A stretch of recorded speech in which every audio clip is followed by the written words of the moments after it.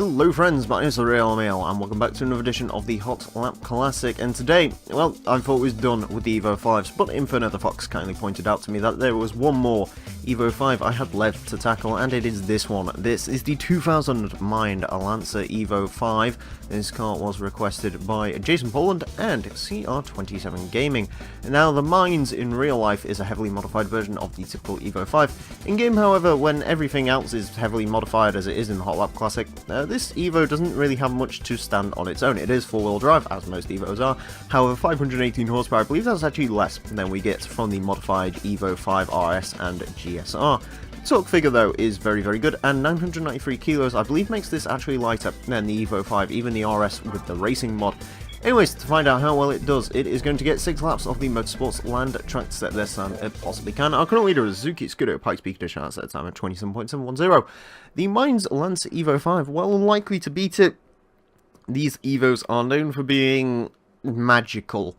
They can do things that no other car in this game really can for some reason, which is cited by the fact that the Evo 5 RS was the fastest car on our leaderboard for 47 episodes, where it said a 29.420, which at the time, you know, now many cars have gone quicker than that, but at the time, it really did not look like anything was going to come along and beat that car. And then, of course, more recently, we had the Evo 5 GSR come down, no racing mod, and it got a 28.7, and holy bejeebus, 30.005. On the first lap. This thing has almost broken into the under 30 club, which that doesn't happen very often, a car on its first ever flying lap to go quicker than that. Now, one thing I'm noticing straight away about the Minds compared to the typical Evo 5, this one's actually a bit harder to drive, because it does not take the bumps as nice as those cars do, and we've gone off course, bollocks. Yes, it doesn't quite take the bumps as nice as those cars did, which is a bit of a shame, but, you know, I wouldn't really expect much less. We've seen the highly modified cars have issues on suspension before. The Spoon Civic Type R, in fact, had, you might remember, pretty horrific issues where it wouldn't stop bouncing. Thankfully, this is not that. I believe Inferno might have said something about another car potentially having suspension issues, although I haven't come across that yet. So yeah, that car was the only time I've actually witnessed horrific suspension issues like that. Right, Ghost bounced off the wall. We can do better than that. Perhaps it has better brakes than the typical Evo 5.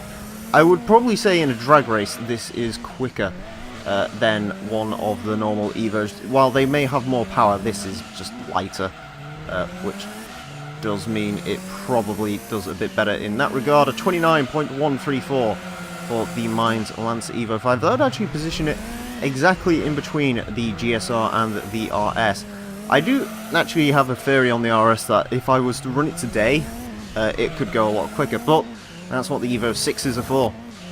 I'm sort of getting through all the Evo 5s, and then we're going to tackle the Evo 6s, and yeah, they're going to be an interesting kettle of fish, I would imagine, if they're anything like the Evo 5s. And of course, we've still got the older Evos to look at as well, you know, see maybe if they dominate the Imprezas of the time. Right, there we go.